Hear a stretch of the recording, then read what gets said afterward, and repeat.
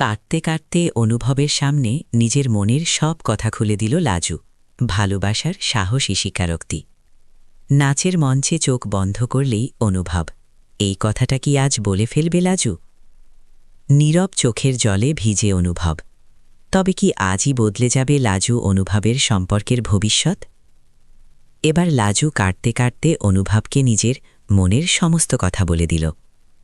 সে যে অনুভবকে ভালোবাসে সেটা বলে দিল। হ্যাঁ সুপ্রিয় দর্শক, কোণে থাকা আলো ধারাবাহিকের আজকের পর্বে তো আমরা এরকমটাই দেখতে পারব। বিস্তারিত জানতে চাইলে এখনই ভিডিওটা একটি লাইক দিয়ে চ্যানেলটিকে সাবস্ক্রাইব করে একদম শেষ পর্যন্ত দেখতে থাকুন।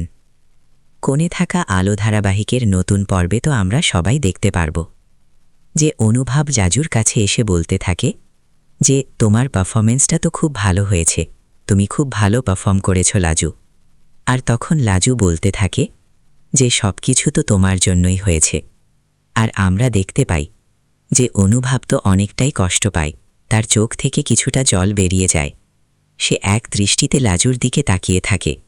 আর তারপর আমরা দেখি যে অনুভব যখন চলে যেতে চায় তখন লাজু কাঁদতে কাঁদতে তার চোখ থেকে পানি পড়তে থাকে এবং সে মনে মনে বলতে থাকে যে আজকে যদি আমি বলে দিতাম তোমায় আমি যতবার নাচের সময় আমার চোখগুলো বন্ধ করেছি শুধুমাত্র আমি তোমাকেই দেখতে পেয়েছি।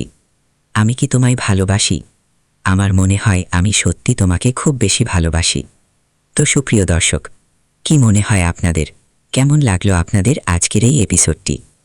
এবং কি আপনারাও জানতো যে খুব দ্রুত লাজু এবং অনুভবের মিল হয়ে যাক এবং ওই বনলতাকে দূরে সরে যাক?